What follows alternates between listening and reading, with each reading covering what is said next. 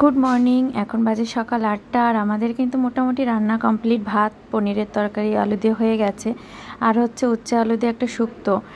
আর এদিকে কিন্তু মা হচ্ছে এই ফ্রিজ থেকে দুধগুলো বের করে বরফ গলতে দিয়েছিল, সেটা গলে গেছে। এখন এটাকে জাল করবে, ওই দুধ দিয়ে গুড় দিয়ে আম দিয়ে খাওয়া হবে আর কি।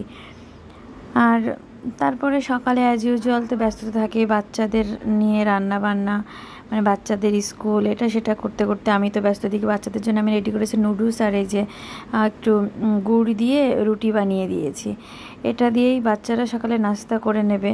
আর ভাবছি ছেলেকে টিফিনে কি দিব, এটা দিব নাকি অন্য কিছু দিব, তো এটাই ভাবছিলাম। তো তারপর ভাবলাম যে না, এটাই দিয়ে দিই। খেতে ভালোই হয়েছিল, একটু ওই যে উপরটা একটু কালসে হয়ে গেছে, কিন্তু টেস্টি হয়েছিল যেহেতু গুড় দিয়ে করে দিয়েছিলাম।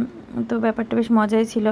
আর এই যে ও টিফিনের জন্য জল দিয়ে দিচ্ছে 1 বোতল, কারণ জল তো লাগেই, টিফিনে জল দেই। আর এই এক এক দিন এক এক রকম টিফিন দেই, যেদিন যেমন আর কি, কোনো ফিক্সড কিছু নেই আর কি। তারপরে এই যে টিফিন রেডি করে রেখেছি। আর বাচ্চাকে আমি কিন্তু একটু সকালে পড়তে বসিয়েছি। ও ওই যে লিখছে, ওর হোমওয়ার্ক ছিল, এটা রেডি করছে। আর রেডি করা হয়ে গেলে ওকে জাস্ট রেডি করিয়ে আমি হচ্ছে স্কুলে দিয়ে আসবো। স্কুলে আমিও দিয়ে আসি, ওর বাবাও দিয়ে আসে, কোনো ঠিক নেই। আর এটা হচ্ছে দেখুন দুপুরবেলাতে ওই রান্না করছিলাম বাচ্চাদের জন্য চিকেন, আর এটা হচ্ছে ছোটো মাছ দিয়ে টমেটো দিয়ে ওই যে চচ্চড়ি একবারে মাখিয়ে উঠিয়ে দিয়েছি।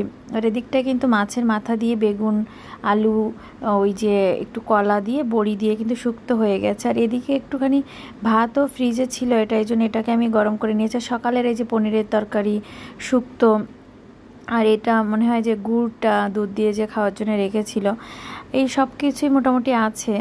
এগুলো দিয়ে কিন্তু হয়ে যাবে দুপুরবেলাটা। সবাই ভালো থাকবেন, সুস্থ থাকবেন, টাটা।